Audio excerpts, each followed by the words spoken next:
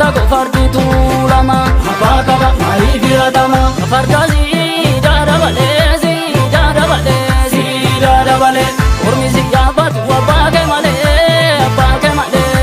abake male Zida eka jitta fardi garma matole Zida eka jitta fardi garma matole Zida senan kan kendo gatu Zida hajem basise jira Zida inturti lolti male Zida hinji basida jira Zida eka jitta fardi garma matole Zida eka jitta fardi garma matole